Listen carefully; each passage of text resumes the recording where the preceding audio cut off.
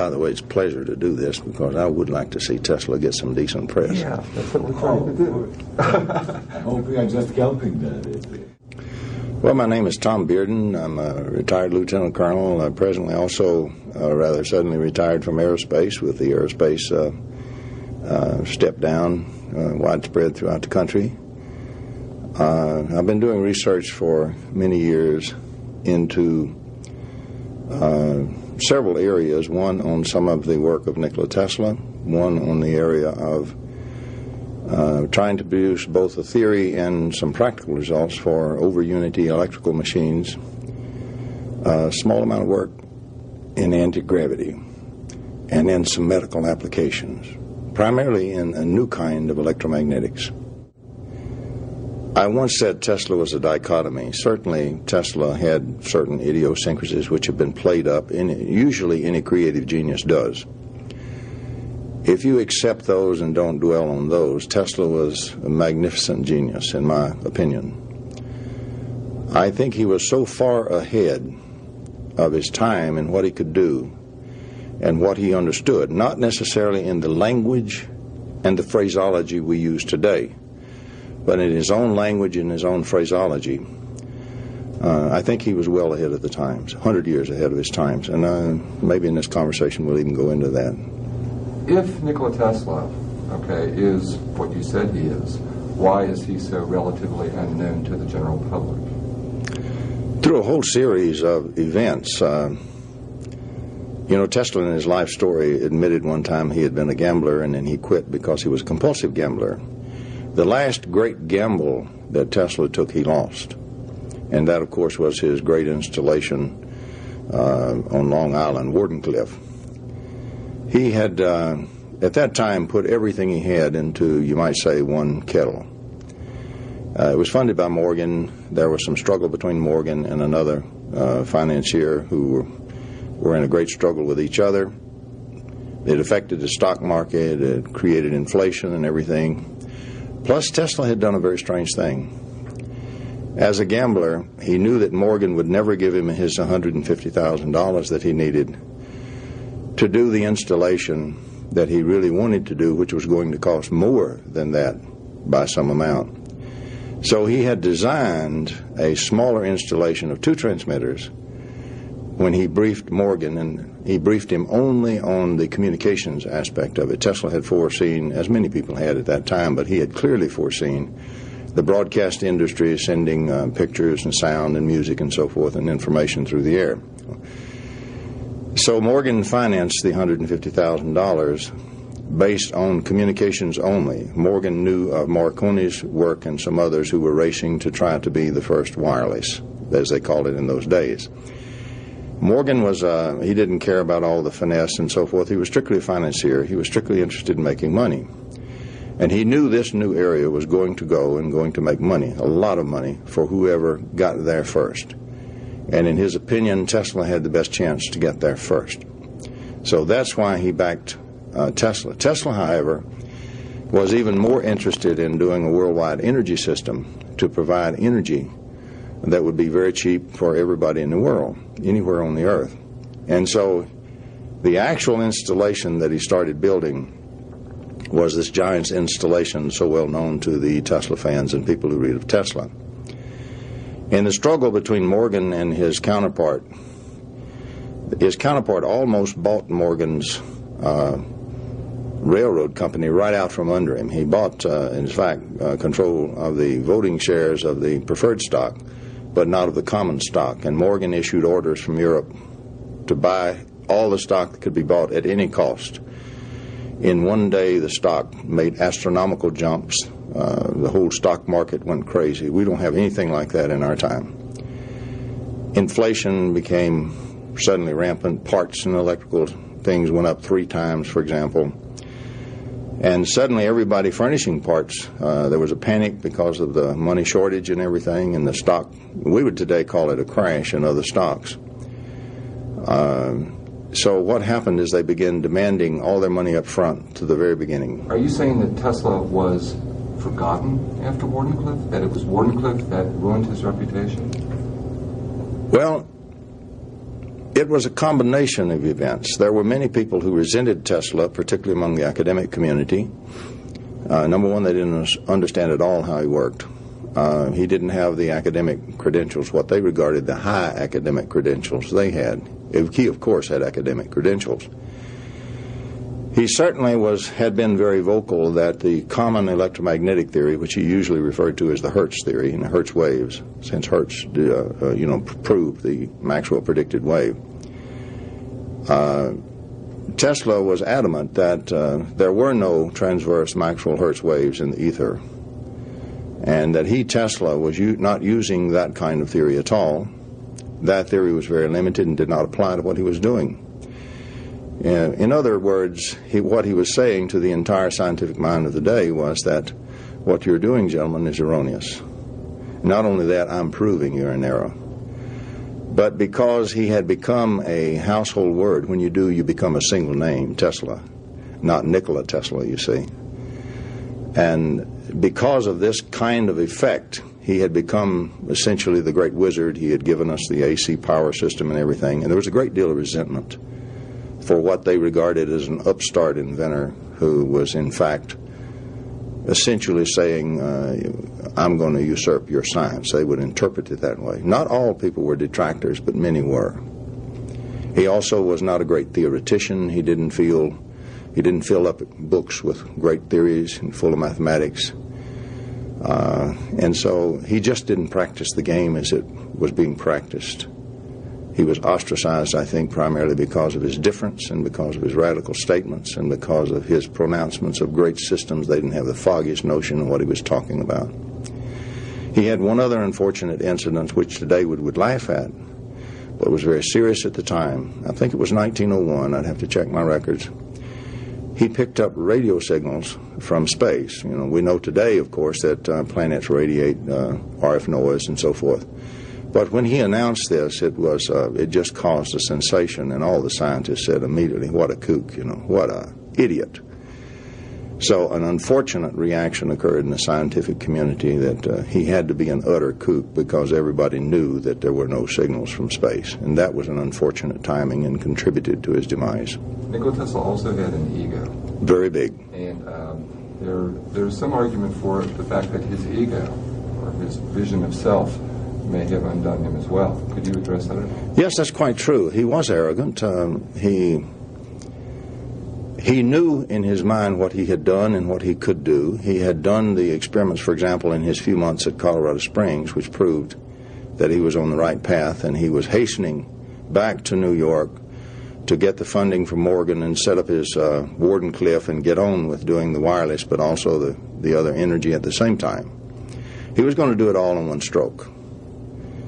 And when this panic came along and supplies went up and finally he made the final fatal mistake, he briefed Morgan in desperation that what he was really about, because he thought Morgan would appreciate that. He simply did not understand a financier who's not interested in all of that, but what is it going to do to make me money? There's nothing wrong with that. I'm just saying that's the way Morgan approached it.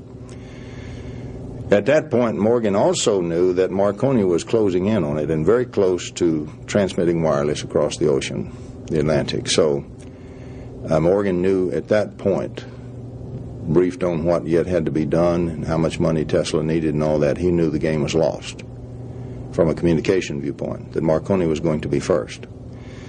So at that point, Morgan, in his own mind, wrote it off as a bad investment gone sour. And one thing he did not do was throw good money after bad. A perfectly sound business decision today, we would say. So he simply wrote the project off. Tesla could never understand for some months thereafter what had happened, why he couldn't get the extra money. People began to quit work because he couldn't pay them. The suppliers wouldn't send him his supplies because he couldn't pay them up front. And the whole thing began to sort of grind to a halt. He did get the installation in operation, but he never succeeded at what he was doing. And by that time, Morgan was never going to finance him again. A combination of events then occurred within a few years of that to where suddenly things began to shift. The jealousy of the scientific community began to suggest that he was, after all, just a kook. Everybody knew that thing on Wardenclyffe was foolish. And so he became almost a non-person in the space of a very few years. Older man living in a hotel room, feeding the pigeons. With all his idiosyncrasies, he really did have idiosyncrasies. He had a morbid fear of germs. He would use something like 17 white napkins for a meal that he would have, and meticulously lay one aside once he made the first wipe with it to wipe his hands or whatever. He had a lot of idiosyncrasies, and of course his autocratic pronouncements, as you say, his ego also was there. He also had quite an ego, and so people just shuttled him aside and said, well, he's at best an egomaniac who's mistaken, and at worst he's just a lunatic. I mean, they simply wrote out of the books what he had done. I focused in on the electromagnetics because early on in my work I also became disenchanted with the present electromagnetics model. To understand Tesla, you must take seriously, I think, his suggestion that the present electromagnetics model is seriously flawed. Nobody wants to take that seriously. Most of the people who approach Tesla use the conventional electromagnetics, and when they cannot explain what he was talking about, they say, therefore, the man was a kook. Now, suppose for a moment that he really was correct. Suppose there is something wrong with the classical electromagnetics. Of course, you can use the classical model to do the things we do, but it means there are many other things that can be done that we cannot do because we have excluded that part from our model and from our teaching and from our knowledge and from our instruments. Let's pursue that a moment. The original electromagnetics written by Maxwell himself was written in an algebra called quaternions. What we mean here is a higher topology algebra in which you can do things in this kind of expression of electromagnetics that you can't do in vectors or tensors.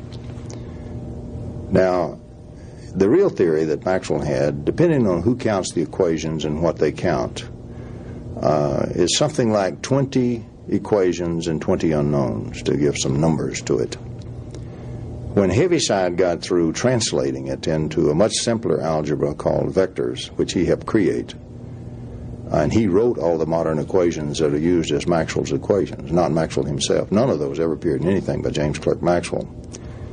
When Heaviside modified it to a much easier algebra called vector analysis, which he helped complete the algebra itself, it consisted of some 2 equations or so with an extra equation thrown in, depending on the way you want to count that again.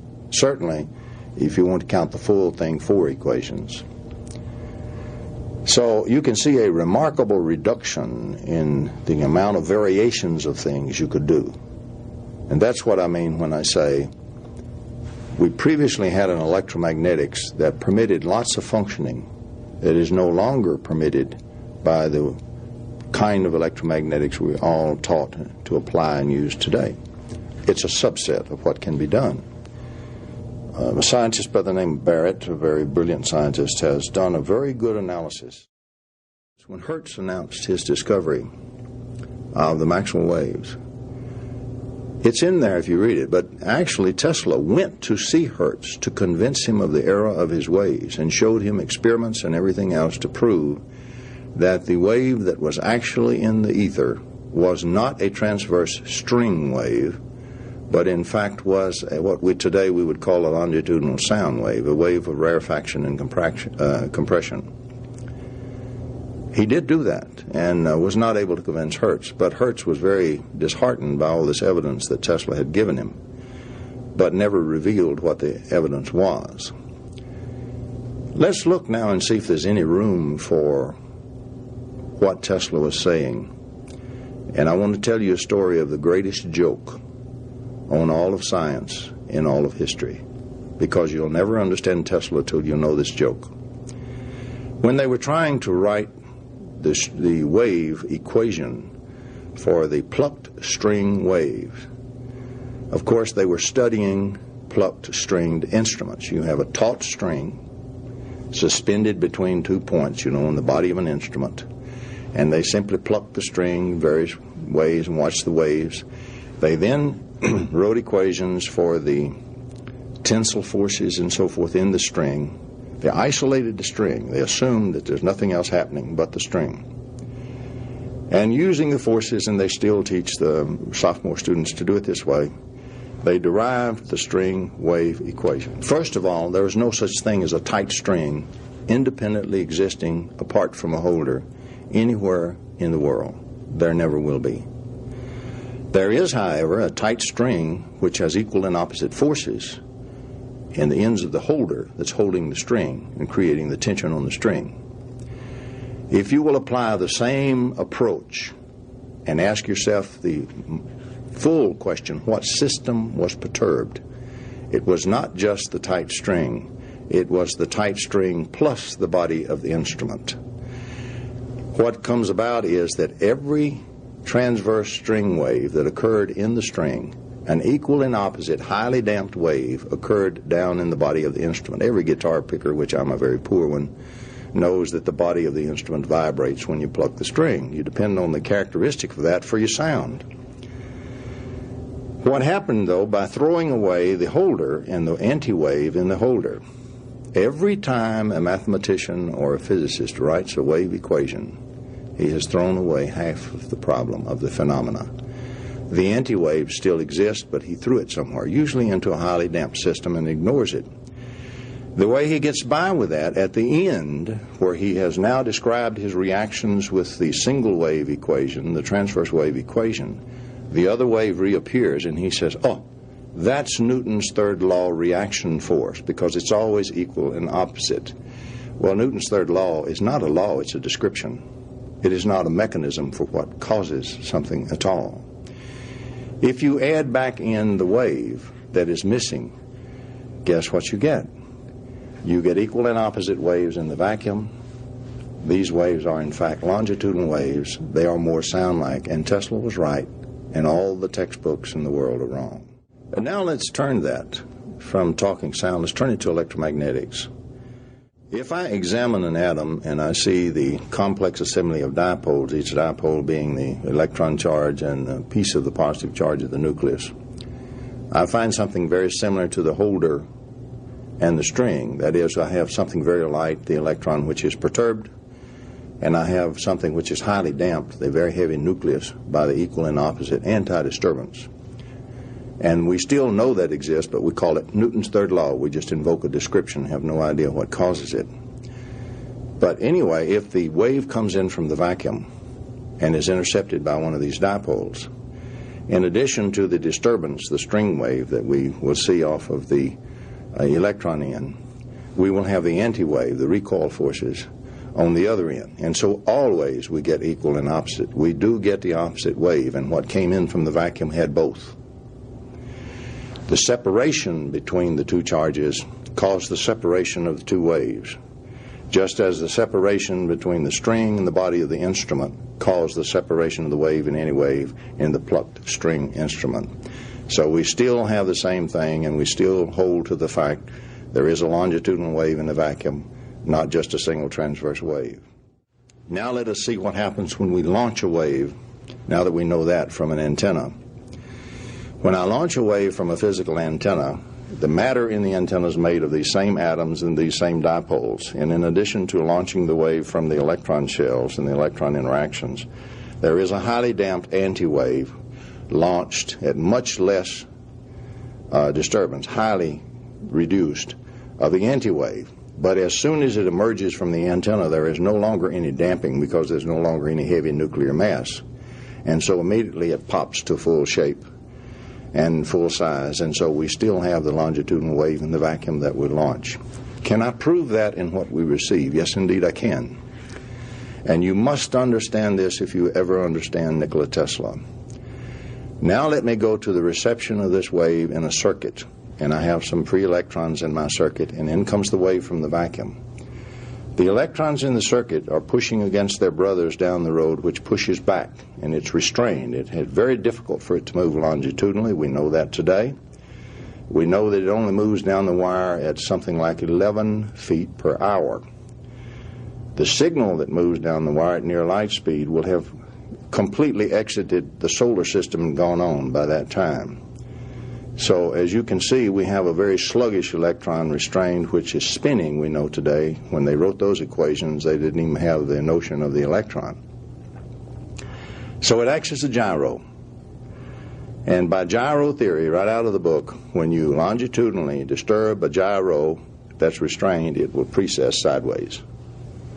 And all of our instruments measure and detect the electron precession waves. That's what we put on our oscilloscopes and what we read with our instruments.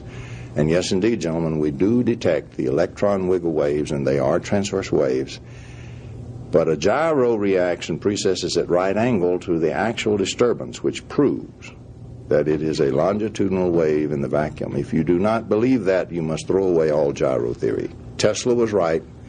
Every textbook in the U.S. is wrong. Maxwell simply assumed out of thin air the transverse string wave because that's what everybody was familiar with when he wrote the first equations. It's never been changed to this day. So was Tesla aware of this? And is this what Tesla was talking about when he talked about teleforce? It was deeply involved in it. Tesla made several statements, for example, over and over, where he said, there are no transverse waves in the vacuum, no Hertz waves. The waves in the vacuum, I have already proved, he said, is like a gas. And the waves in it, therefore, are like sound waves. They are longitudinal waves. And he was indeed correct. Today, for example, in modern quantum mechanics, there is a vacuum, it is a medium, and it's a virtual particle flux. And so, indeed, the vacuum is a virtual gas by today's best physics. And Tesla was right. It is a longitudinal wave. And I've just explained how it's split. When it's received, you do get what we measure with our instruments because of the electron precession.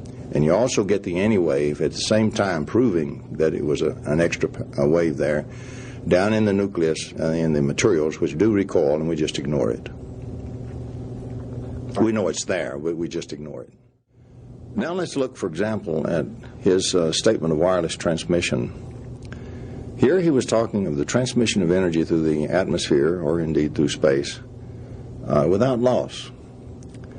As a matter of fact, if that is true, then it already exists in nature. Tesla had rediscovered nature.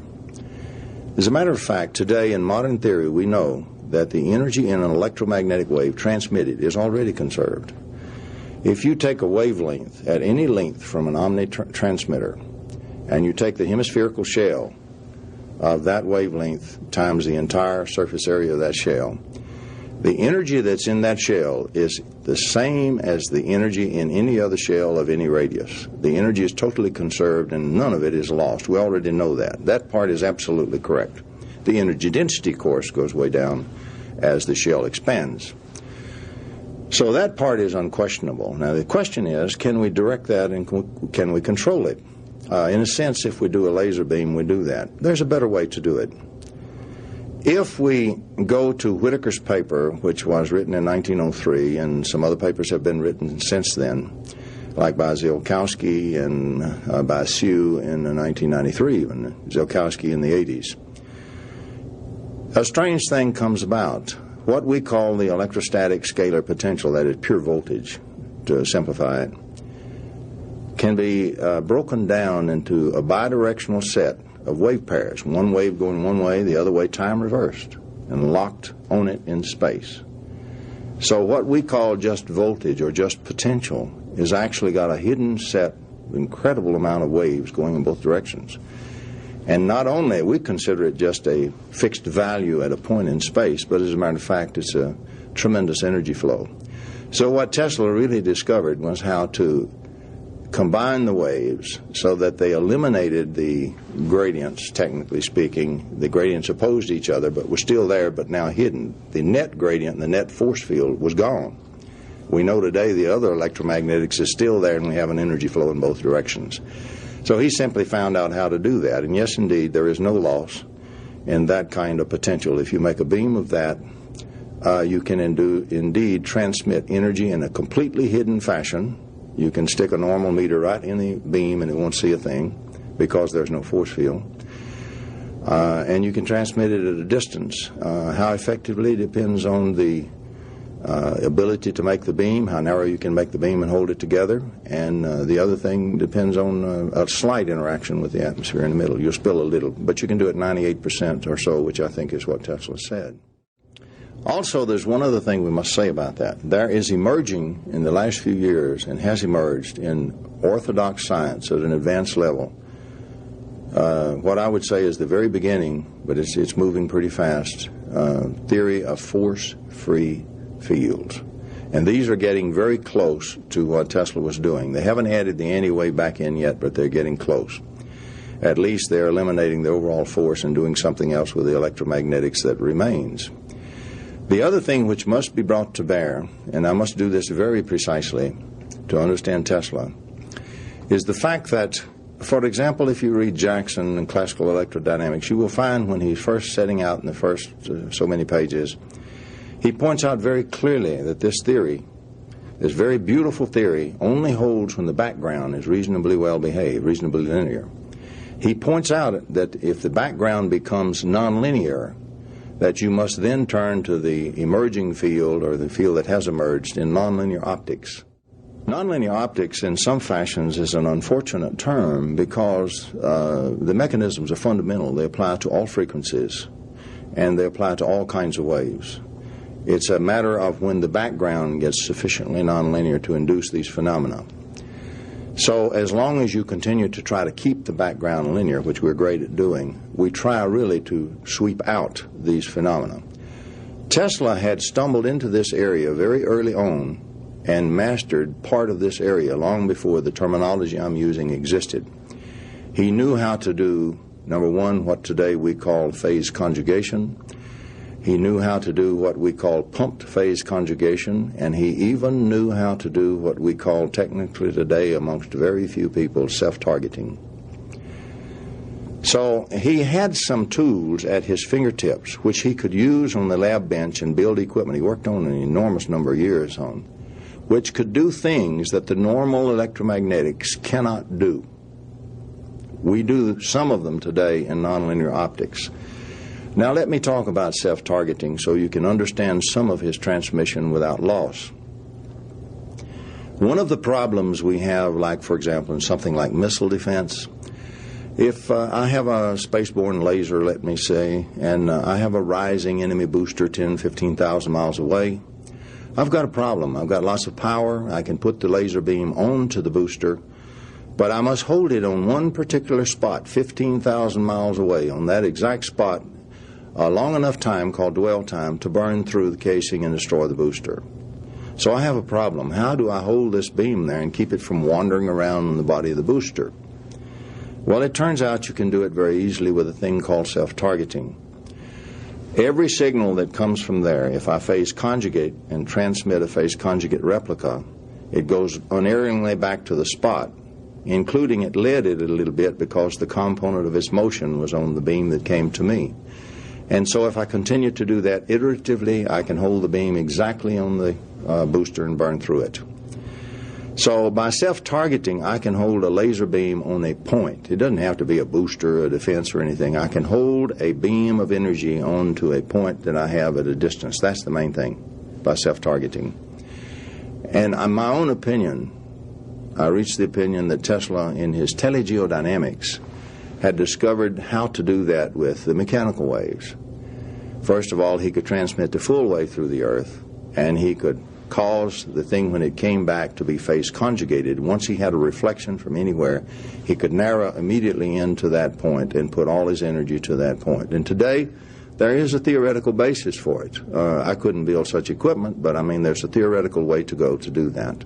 And apparently, according to his statements, that's my interpretation of what he was doing. He was doing iterative phase conjugation and therefore able to focus his energy, regardless of what kind of route it followed, to the exact point he wanted it to go to on the other side of the Earth. But now, was this theoretical or was this ever demonstrated? I believe he demonstrated it. For example, my personal opinion, and I certainly cannot prove this in a court of law, and I want to label it as a personal opinion. My personal opinion, because of certain time sequences of some of his statements and incidents which actually happened, I think as a last desperate measure while his installation at Long Island was still intact and still in operation, I believe he fired the electrical pulse of energy that blew down that forest in Siberia. Oliver Nicholson has done some very good work, for example, to look at the admittedly circumstantial evidence. We can't prove it at all. I just happen to hold to the thesis that it was his last-ditch effort to try to solve his problems that he'd lost with Morgan by focusing attention onto the absolute power that could be unleashed with this. And it failed. Nobody was interested. I was very curious about the time correlation between his installation still existing on Long Island, still in operation, and this Siberian particular blast and its characteristics, which it was not a nuclear weapon, it was not a meteorite.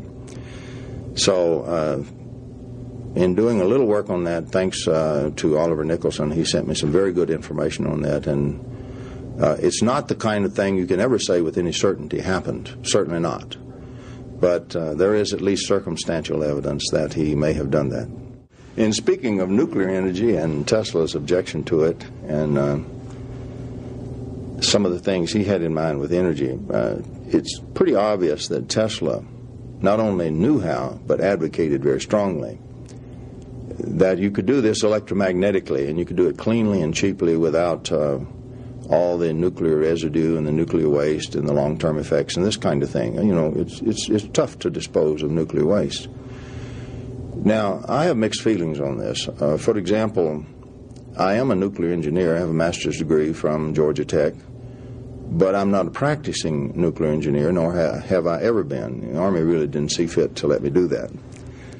Nonetheless, I know a little bit about what they're about and so forth, and a nuclear power plant is not a great breakthrough in technology at all. It's a great heater.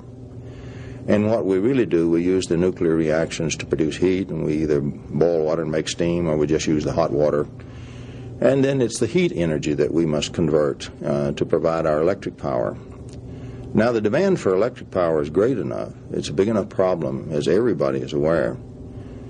If we must continue to furnish this electric power at our present science level, there's no really acceptable alternative yet to the nuclear power plant. However, it doesn't mean that that's the preferable solution by any means. I think it's preferable the other way, which is why I work so hard to try to do it electromagnetically. Now, at this very conference that we're at when this interview is being made, I'm going to introduce what is almost the final results of my 30 years of work in this area.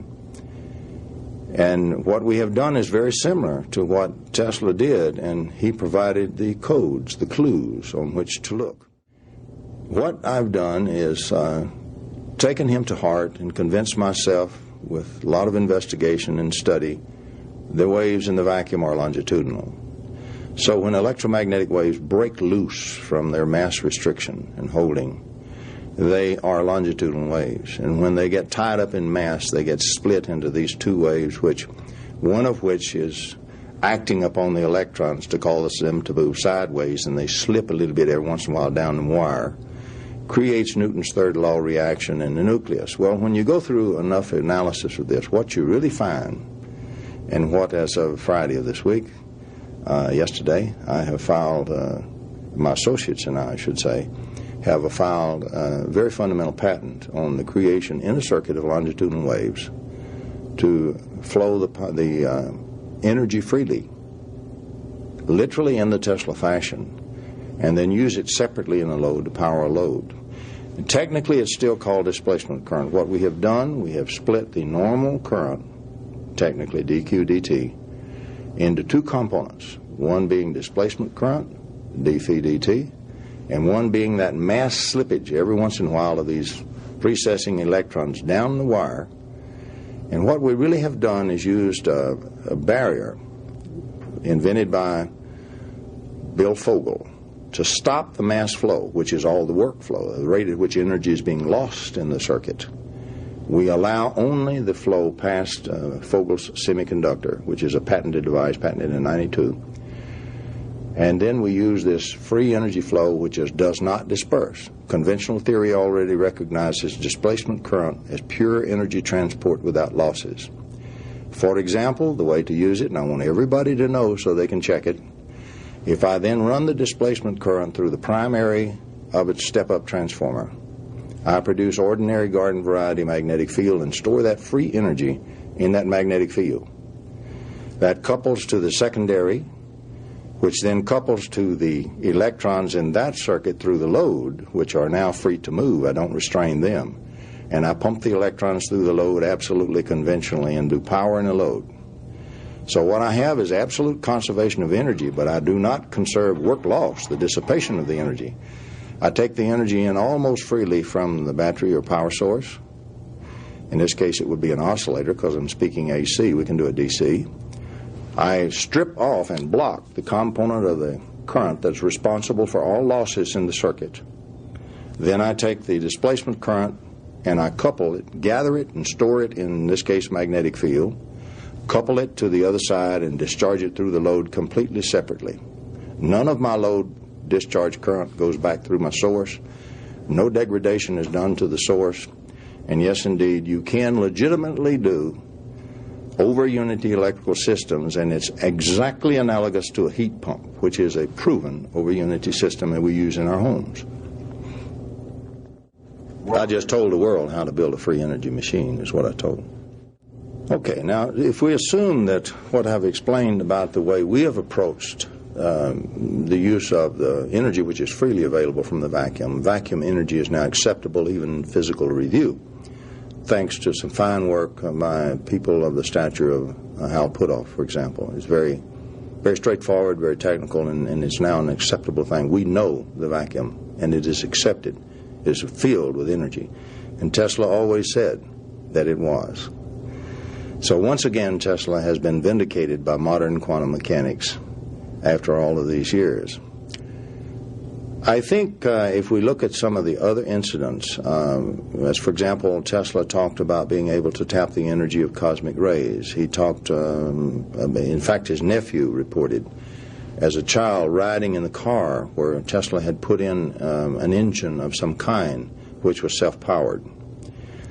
So we find then later references to Tesla which suggest the harnessing of energy from, today we would say, from the vacuum. So does that sound reasonable to us today from where I'm coming from? Yes, indeed, because that's exactly what we have done. We take it in the potential across the source. We simply use the hidden wave flow from the Whittaker stuff. We want to extract that and use it in this displacement current form while it's still energy flow and none of it's being lost. We do not wish to make work until we store it up and discharge it in the load separately. We do it just like a heat pump. And I really think that's probably the way Tesla did it in that car engine. He also knew there was enormous energy in what was called cosmic rays, and he connected that with the whole idea of the energetic vacuum, we would say today. And I think that's just one of the ways he referred to it. For example, we know from T. Henry Moray's work that he was inspired by Tesla's statement that the energy of the ether itself was literally filled with rivers of energy free for the taking. It inspired him in his great undertaking. Today, the fashion is to sweep that aside and say, well, I know what he was doing. Tesla just didn't know. He was using this stuff that I know all about. And so I talk about the Earth ionospheric waveguide and resonance, and that's not what he was doing at all. You can't do free energy for the whole world with Earth ionospheric resonance. It isn't going to happen. We know about that. It isn't going to happen. Another area that often occurs in discussions of Tesla is the notion of weaponization of Tesla's true work that's relatively unknown to modern science, but could probably be known to some very sharp people that looked into it because they wanted to make weapons. Tesla certainly spoke of a very large series of very powerful weapons. I think that's a reasonable thing, and let's approach it this way. Certainly I'm on record as saying the weapons exist and that several nations have weaponized them. Let me explain a little bit about what I'm talking about and a little bit key points where you might look. We know for a fact that, for example, T. Henry Moray, with his power supply, was visited by the Russians, and we know that the Russians tried to, in fact, take it. They even tried to kidnap T. Henry Moray. And so we know that the Russians very early on were interested in things like free energy right out of the vacuum, and they were interested in weapons. There are even reports that they contacted Tesla, and I'm sure they would have. He certainly had plenty of headlines. So if we have that then as a starting point, we have a situation where in the late 30s particularly, and just prior to World War II, there was at least some kind of interest in contact. We know in the case of T. Henry Moore, they very probably got the exact blueprints for how to build the device. Maybe a couple things missing in here and there, but a really good lab could have eventually put it together from there. Then comes along World War II, the big interruption for everyone. Okay, at that time, after World War II, we have a very strange situation which exists now. First thing that exists, we have suddenly thrust upon the world scene the atomic bomb. If we had not done so, we would have had a bloodbath when we tried to invade Japan. So many lives were saved by the use of the atomic bomb, and I am not an atomic bomb apologist. Many people who are here today would not be here if their fathers had been killed by the invasion of Japan, and depending on who you believe, the casualties would have been about 1 million on our side alone. Anyway, we arrived at this state in the world where now there's a very powerful weapon which suddenly frustrates one of the things that Stalin has planned to do. Stalin, of course, had a spy in the atomic bomb project. He knew we were getting ready, so it wasn't a big surprise to him at Potsdam when Truman told him that we had just exploded the first atomic bomb. But he had been planning after Europe, after the European War and everything wound down, he would hold his armies for about 2 years. We always beat our swords back into plowshares and go home. Historically, it's the last war, never going to be another one. And unfortunately, human nature doesn't change, and so there is another one. And Stalin, in about 2 years, would keep all his armies intact and simply take over Europe in about 6 weeks. That was his plan. However, now he couldn't do that, because if he massed his forces, we would have bombed him back into the Stone Age. So he had a problem. There is at least reasonable reason to believe that Stalin called in his scientific heads when he got back from Potsdam and really laid the law down to them. He said, the destiny of communism has been frustrated by this great new American development. That isn't going to be the last great breakthrough, but I tell you, gentlemen, one thing, the next one is going to be Soviet. So he forcefully ordered them to search for the next great area, in my opinion, to look for that breakthrough. Because thereafter you find Soviet scientists combing through everything. For example, they took the entire scientific literature of the West, loaded on copies on the boats, took it back to Russia, set up huge translations institutes, staffed with very highly qualified scientists, and their job was to go through, look for anything anomalous.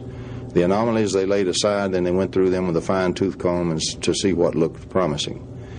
And of course they would have found such things. We've never done anything like that. They would have found such things as the Whittaker Papers, a lot of marvelous things I haven't even found yet that's in the literature that nobody's ever paid any attention to. So my thesis is that that's what happened. They started into this area for building a new superweapon immediately after World War II. Certainly they would have resurrected this Moray stuff they had gotten out of T. Henry Moray's lab through their agent. They would have probably resurrected other things I don't even know about. That's just conjecture, but probably so. At any rate, they did start such a program. The Russians have always been the greatest nonlinear mathematicians in the world. They were at the beginning, they are to this day. And so they would have seen much more clearly into the nonlinear aspects of everything we're talking about than American scientists had seen to date, which means they would have picked up the what today we call the optical type functioning, which means they would have picked up the longitudinal waves. They certainly falsified general relativity theory. Only later, many years later, did they openly publish the fact that it's wrong and show why it's wrong and become, recognized critics of the conventional general relativity. In this country, we did exactly the opposite. We defended it to the last man. So they went much deeper, I think, during this period into these areas than we did. And I think they started building because, as you know from my own previous publications, I put together independently a rather large body of evidence, admittedly circumstantial, but real nonetheless, that can only be explained by the testing of such weapons. There is absolutely no other explanation for it. Now, I could be wrong on one incident, but 200 of exactly the same kind, I think not. So the evidence is overwhelming. You even hear now their own leaders, like Zhirinovsky recently has referred to these weapons as the ellipton weapons. There is no question today that the Soviet Union has these weapons. And if what I put together is correct, and I'm absolutely convinced it is, 3 other nations of the world also developed those weapons and resoundingly checked the Soviet Union. The other 3 are friendly to the United States, not hostile. And I think that played one great part in the fall of the Soviet Empire, because their original target date, as I brought out, had been 85, to achieve the freedom to move and do what they wished in the world in 1985, and they met the schedule, as I've adequately reported.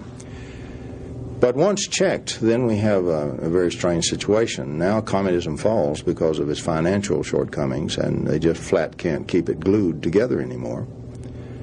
And in the dissolution here, we have entered what I think is a much more dangerous world than anything we ever thought of. 3 other nations today are indeed working on what I call the Tesla weapons, or really scalar electromagnetic weapons. And these nations are not really friendly to the U.S. at all. So it's a much more dangerous world that has emerged. The nuclear control that was executed by the Soviet Union is now probably been diluted. You can hire, if you're careful, you can hire some Soviet scientists right off the project.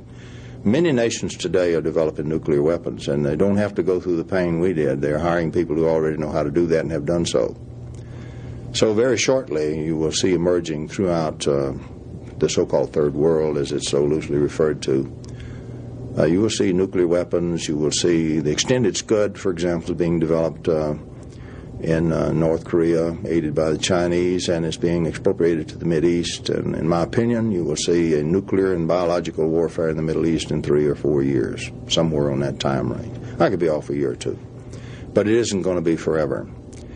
So to me, it's a much more dangerous world that we live in, particularly if we see the advent, in addition to the nukes and the biological warfare, which is certainly frightening enough, if we see the advent of several other nations now possessing weapons of the ilk and power spoken of, although it a little bit obliquely, by Nikola Tesla. I would like to explain the basis for the weapons, because it's open. If you take the 2 papers by Whittaker that I'm so fond of quoting in all my stuff, you will find that the first one tells you, if you do it in reverse, tells you how to make, if you wish, a scalar beam by simply assembling the necessary wave set. The second paper will tell you that if you then take 2 such scalar beams, actually hidden multi-waves, and interfere them at a distance, yes, scalar interferometry really exists. It's just really multiple wave interferometry when you understand the wave sets. What will occur at a distance will be the reappearance of the electromagnetic gradients, which we call force fields. In other words, you'll create the electromagnetics at a distance. If you bias your ground potential of your transmitters higher than the distant focal point, what we call energy, heat energy, exhaustion of energy, which should be called work, heat energy will emerge in the other area and scatter at that area. Energy will go in here and scatters work out the other end. It's just like you had a direct pipeline at a distance. Is this indicative of Tesla? Of course. If you bias your projectors the other way, the energy flows in the other direction. In other words, you extract energy from out there, and the energy, you have to do something to collect and dissipate the heat back at the transmitter end. Every transmitter is now a 2-way transmitter of energy. I can make it go in one direction by biasing or go in the other at will. The weapon implications of that alone are extremely frightening and extremely powerful, and now several nations are involved in developing it right straight forward to the hilt. Very shortly, we will have an even more frightening world emerging. The other thing you can do with it, which I think Tesla alluded to at least in a few cases, when you do these things with the potentials rather than with the force fields, you actually involve time. You produce time effects, or you can produce effects on anything that exists in time, because you affect the time dimension. When you do this, you can affect thought, and you can affect human beings where they live, because thought occurs in time. It occupies time. It's just not spatial, but it is time-like. As you can probably see, if indeed the world has already acquired, several nations, the ability to build the defensive weapons in the area that has been discussed here, the Tesla-type weapons, then there's really no longer a great compelling need to do any further weapons work by any private citizen. So there are some other very compelling areas, however, of great need for humanity that are directly involved with Tesla's approach and Tesla's work that cry out for research and development. Two of these areas are fantastic. We must have clean energy sources. We must have some source to provide our needed electrical power cleanly and freely without polluting this entire biosphere. Everybody's concerned with that.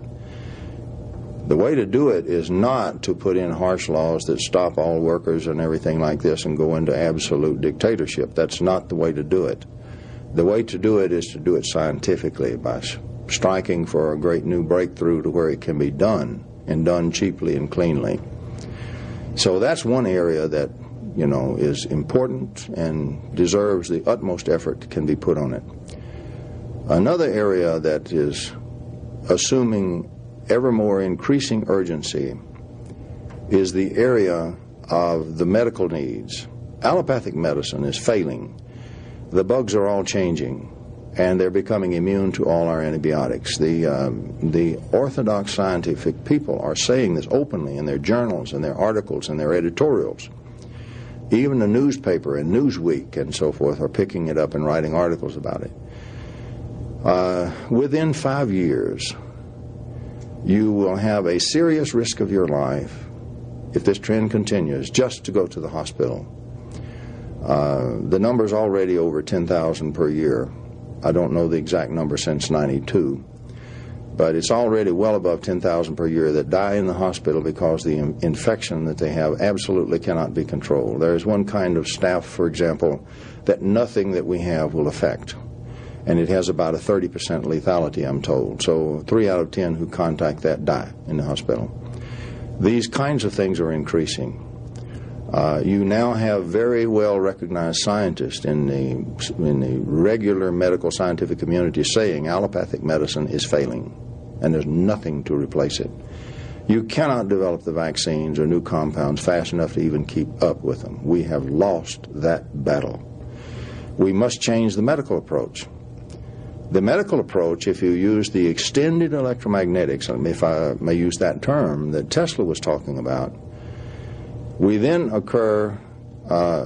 occurs phenomena which can be used to control and change and heal almost any infectious disease whatsoever, including a genetic disease such as where the genetics have changed in the cells, such as AIDS.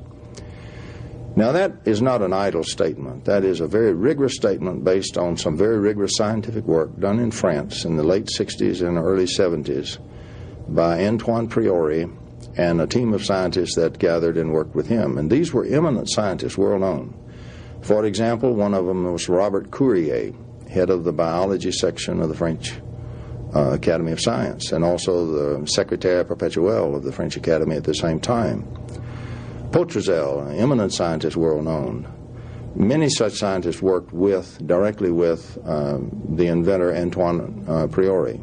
Priori completed his doctoral thesis, which was rejected because of the violent opposition of the medical establishment. But he demonstrated under rigorous scientific protocols that you could completely cure, almost with ridiculous ease, terminal tumors in lab animals. He did it hundreds of times under all the proper rigid controls. I mean, Courier personally sent his own personal assistant to do the tumor grafts and ensure that everything was absolutely impeccable. Very simple. You take 15 rats, 30 rats, 15 each, one control group, one test group. All the rats get inoculated or grafted with the same terminal tumor. They're going to be dead with 100% certainty in 30 days. The 15 get treated, the other 15 don't. They stay in exactly the same room, same food, same everything. The 15 treated all get well. The 15 not treated all die, with another provision. You can then take another group of 15 rats, with the same tumors grafted to them. You can take 1 drop of blood from each of the rats that got well and put in each one of the other rats, and they will all get well from that single drop of blood. The ordinary medical establishment was furious. When they changed the setup of the French government to a leftist government in the mid-70s, the Priori team was just completing a very large installation with permission to treat human patients with terminal cancer and leukemia and so forth. Now, he surreptitiously treated some humans before and cured their cancers and leukemias. The problem was nobody could understand how it worked. We didn't even have at the time the knowledge of this new parts of phase conjugate optics that we needed to understand it. It's no wonder they couldn't understand it. Nobody could. And so when they suppressed that, they withdrew the funding from the project. It was funded by the French government. And when the government changed, they withdrew the funding. All the work ceased. The equipment later was destroyed. Priori later died. At any rate, this is something absolutely legitimate. It did use the type of electromagnetic extension that I've talked about. And if we open up that extension, there now is the explanation available of how it worked. And yes, we can cure such diseases if a proper scientific development program can be mounted and funded, and it will all be based in part upon the work of Nikola Tesla. Often there's been a great curiosity about this strange thing the Russians suddenly injected onto the world. They had done some pre-testing, but suddenly on July the 4th, 1976, for a bicentennial present for us, the Soviets opened up some great new transmitters in the communication band, which, because of the chirping sound and the sound just like a woodpecker's bill hitting a block of wood, was immediately dubbed Woodpecker by all the ham radio operators who had it interfering with their communications. And so this was really massive communication, massive transmitters, lots and lots of power. And nobody could figure out what in the world was going on. It made no sense because certainly the signals as seen could do over-the-horizon radar work, which you normally put in that same frequency band. But there were also apparently lots of characteristics which didn't fit what you would do if you were designing something that was just over-the-horizon radar at all. There would be no need for such complexity. So there's been a lot of discussion on it, and I guess the official realization was that, or calling it, was to say it's just simply over-the-horizon radars. Well, they built a lot of them. But if you look at it through the eyes of the scalar interferometry, and I mentioned the 2 references and have cited them in various papers, there are other work along that line too. If that approach is used in what seems to be what Tesla had done, if you use the Tesla approach to interpret it, now one is dealing with scalar interferometry and dealing with something that can do some rather astounding potential weapon effects. With the Tesla interpretation, one of the things that would result from that line of weapons, assuming they are used as scalar interferometry weapons, one of the great things that would emerge from them would be to produce controlled energy at a distance. For example, great huge balls of controlled electromagnetic energy, or if you pulse it, great blasts of electromagnetic energy at a distance. I mentioned the business of biasing the transmitters, where you can produce either heat, like an explosion, or you could produce a cold explosion, the sudden explosive withdrawal of energy from the distant area. And in books cited incidents that are representative of what one would find if those incidents actually were occurring on that kind of scale. The incidents are there, they're real, they're documented, they're not just Tom Bearden. So there is a good solid set of admittedly circumstantial evidence that the woodpecker signals, because of all the phenomena that can be associated in the same time frame since they turned on, these phenomena very strongly suggest that this set of weapons is not just over-the-horizon radars at all, but are really Tesla weapon systems. And if they are, all the rest follows. They have one other frightening area. if this thesis is true, that is almost mind-boggling. There is a Soviet physicist, scientist named Kosnashev, and Kosnashev has produced a series of experiments in 2 Soviet military institutes before the fall there that showed that you could transmit any sort of disease form between cells. Any sort of infectious disease, or you can radiate one sample with nuclear radiation, gamma radiation, for example, or deadly poison, or infect them with viruses. You can transmit between cellular cultures into another cell, another sample from the same culture, the same disease electromagnetically, although the organisms won't necessarily be there. That works in literature if you pursue it. Kosnashev has several books out now that are available since the Russian system has loosened up a bit.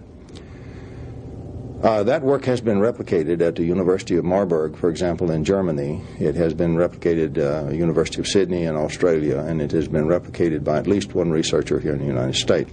He's trained to say if there are no force fields, there's no electromagnetics. He ignores the potential that's left. He just sweeps it away and throws it away. From where we're coming from with the Tesla approach, that is the active part. That's the part that is being interfered within the bodies or whatever to cause whatever you wish to cause. If we couple it with the Kosnashev stuff, we are saying that such scalar transmitters in interferometry within the U.S. Embassy could indeed have produced any sort of disease they wish. However, it would have very strange signatures. Let me explain the signatures and how such signatures actually came about. First of all, when Nixon went as vice president to Russia, and this was first detected, he was going to visit some nuclear installations, and they carried Geiger counters, and it was detected on the Geiger counter. It's an ionization device. It detects the ionization and discharge of its own gases, and anything that will ionize its gas, it will detect. It doesn't have to be nuclear radiation. And so they thought at first that it was deadly nuclear radiation because all the counters went off. Indeed, it was not. They were irradiating the president with this stuff, with the Tesla stuff, to see if we knew what was going on. That's a beautiful intelligence probe. You pick out a high-level target, like the president or, the embassy. You radiate and do some things that are obvious, not too bad, but are obvious, so they can't be missed. And then you see what happens when the system goes bananas trying to figure out what's going on. And by their actions, there's no way to fake it. You either tell them you know what's going on by your action, or you show them you don't know what's going on. There's no way to get out of it. It's 100% certain, which very few things in intelligence are. However, if I go back to the embassy, where many health changes and diseases and so forth, 3 ambassadors died of a leukemia-like illness eventually. These diseases occurred only within the embassy in those areas where the force fields were absent and the potentials were there. And the Johns Hopkins researchers did a beautiful job. They were expert guys of establishing the force field electromagnetic pattern. And since not a single case occurred in that area, that's by the normal electromagnetics, then reached the conclusion it therefore could not possibly be the microwave radiation. Actually, that's a false conclusion. If the radiation played no part whatsoever and you had that many changes occurred, the odds are extremely high that some of those would have occurred in the area where there were force fields and some didn't. Since that did not occur, it is a 100% correlation to the Tesla area, to the area where the potentials existed and the force fields did not.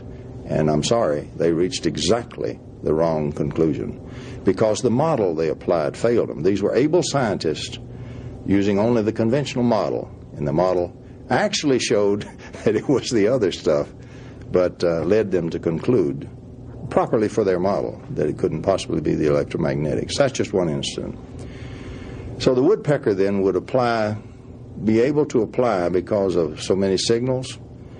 The scalar stuff we might not even see with our normal detectors, but yet it could do exactly the same thing, for example, in the United States alone. Now, what does that imply?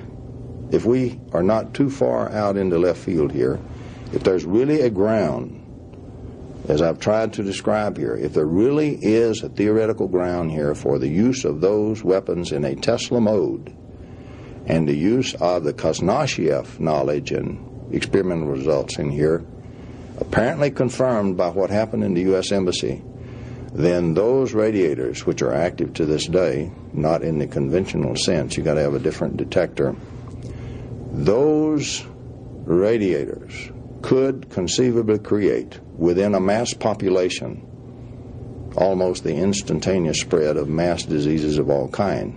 They would be anomalous. You'd be dying, for example, of bubonic plague, and you wouldn't have the organism. But it represents, if that part is true, it represents a biological weapon of incredible implications for population warfare. I hope to God I'm wrong. I don't think I am. One of the questions for anybody who tries to take the Tesla view and tries to do it anywhere halfway scientifically, one of the questions that certainly comes out of all this other work on what kind of possible weapons could have been built and what possible uses and demonstrations have been made, the question emerges, what about warfare in the future? Well, what I can do is give you my opinion and leave it up to each person to evaluate that as they see fit. We have certain trends, however, that certainly are possible. We see with certainty other nations developing nuclear weapons. Shortly, almost everybody that wants to have a nuclear weapon and is a nation of any little size at all is going to have one. I would characterize that by the fact that weapons of mass destruction have now passed out of chess-playing hands, in other words, logical hands, into some hands which are irrational. And to me, that's a much more dangerous world. There is another thing. Suppose, the fear all analysts have is the suitcase delivery system. You simply slip in the weapon parts and assemble it, say, in New York City or Chicago or someplace. And perhaps the next time the U.S. decides to intervene somewhere in the Middle East or somewhere, the terrorists then blow several of these weapons. Incredible damage to the United States. This would suggest an area where not only have the great nations been involved in strategic deterrence, if I might use that term, which is now falling out of fashion, but all the small nations, or a lot of them, will be able to provide a very positive strategic deterrence to even great nations by the threat of nuclear warfare, clandestine warfare as I described, or biological weapons which are cheap and everybody can have and build. It is certainly a much more dangerous weapon that has emerged, world that has emerged, and the weapon spread now is just, it's seeping out just like a torrent. There's no stopping it in these kinds of weapons. One doesn't know what will be the future in the slow leakage that seems to be going on in the Tesla weapons. Certainly, it simply adds to the pile at the very best for us, the threat. And at the worst, it adds an impossible threat. So the world is facing a set of dangerous possibilities, dangerous threats to us all, to everybody, to every man, woman, and child, because the civilian population is no longer immune or even exempted from these kinds of things. We're facing a world of possibility of multiple nations, multiple kinds of irrational groups being able to apply enormous weapons of enormous implications to even the civilian population. Our military, for example, is facing a situation where, with a lot of development in biological warfare, if suddenly new agents that you have no knowledge of whatsoever are thrust upon you, you have no antidotes, you have no effective methods of treatment, and these are fairly rapidly acting agents. Let's say they kill in 2 days. Rapid infection, I'm just taking an example.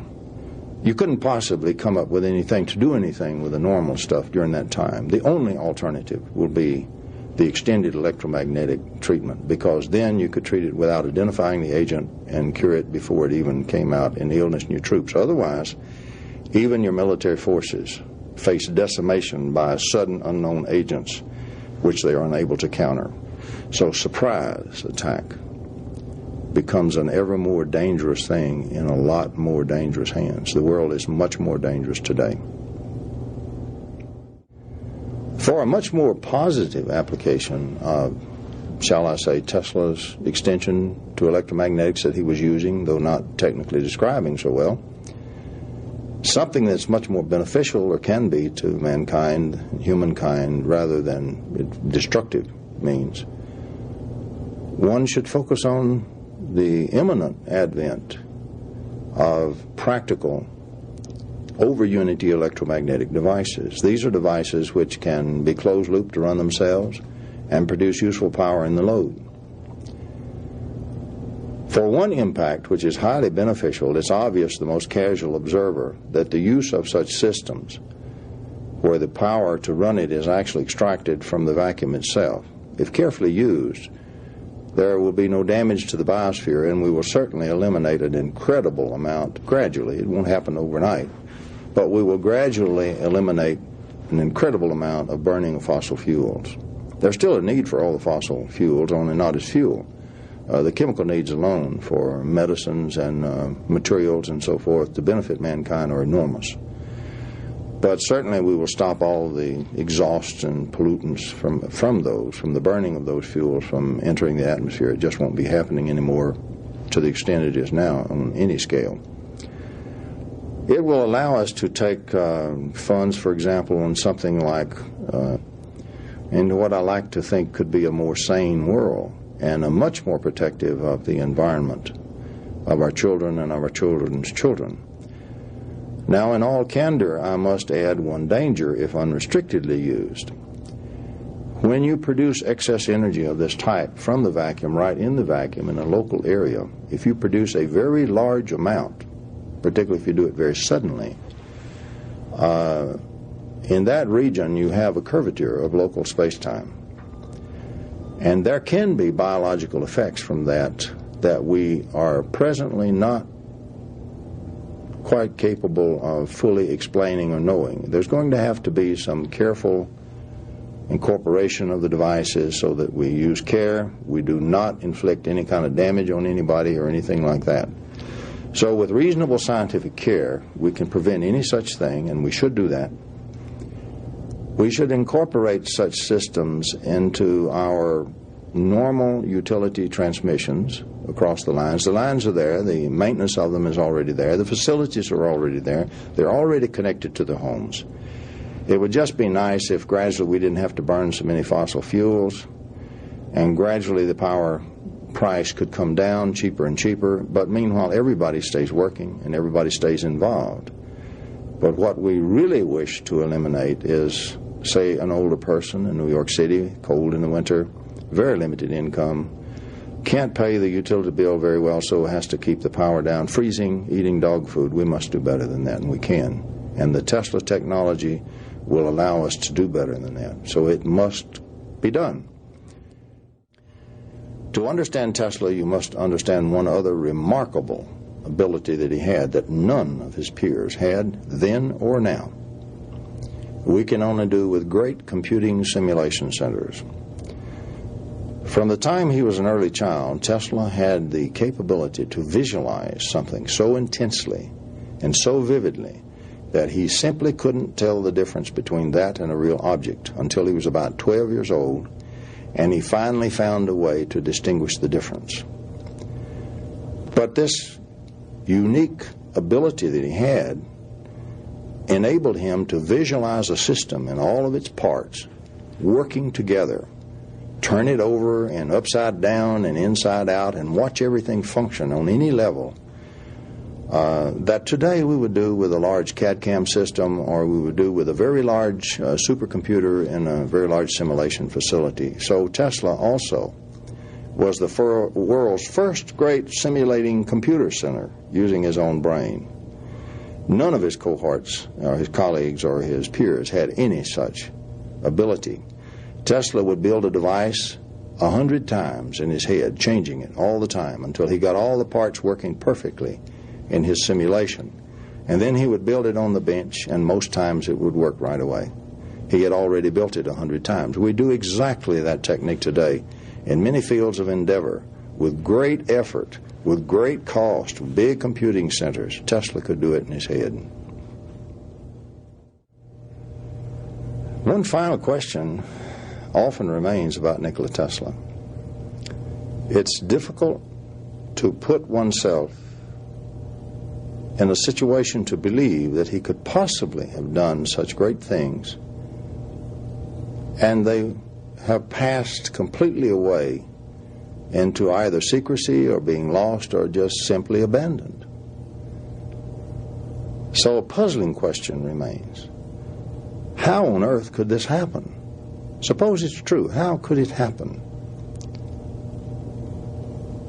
Actually, it's not too difficult to understand how, but it takes a bit of background and appreciation for the times. First of all, put yourself in Tesla's day. When we're talking about installation on Long Island, it hasn't been very long since Custer's last stand. We're talking about just prior to Marconi's transmission of signals across the Atlantic. We're talking about a time when only recently, in just the end of the 1880s and the early 1890s, has electromagnetics abandoned the quaternion theory and gone to the vector theory of Oliver Heaviside, largely, and with some contribution by Hertz and Gibbs. There are only, at the time, prior to the turn of the century, possibly about 40 scientists in the world who really understand electromagnetics at the top level. There are more than that who are, we might say, followers, but the shapers, there's only about no such thing as big government science. There are no large government organizations funding science anywhere. A scientist was relatively a poor person. You know, he wasn't impoverished, but he certainly had no income like a businessman. There was no place to get grants or to get funding for research. All science is patronized. Somebody has to pay the freight. And many of the avenues we are familiar with today, most of them, simply did not exist. The only way that a scientist, or call him an inventor such as Tesla, could in fact even dream of supporting himself, he had to, number one, discover the thing. He had to keep it very, very secret and patent it. He had to keep it secret until his patent actually was issued. Some money. A scientist at a university who received a $2,000 grant from an industrialist was in great shape. Think of the economics of the time. An average person might make $500 a year. When we speak of $150,000, an enormous sum of money in that time. But we're speaking of a time when there's still not many checks and balances on the great capitalists. Literally, they buy the politicians at will. The control of financial power had little opposition in the courts or anything else. It was so bad at the time that there was a violent labor movement going on against the very same industrialists who kept manipulating the stock market and causing it to change and causing inflation and terribly hurting everybody. Anarchy was even a serious threat because of the belief that all government was evil, prevailing into the laboring class. An anarchist even assassinated the president while Lincoln is working on while Tesla is working on Long Island. So one must appreciate the tenor of the times. Also, one must appreciate the communication industry. There were very few telephones.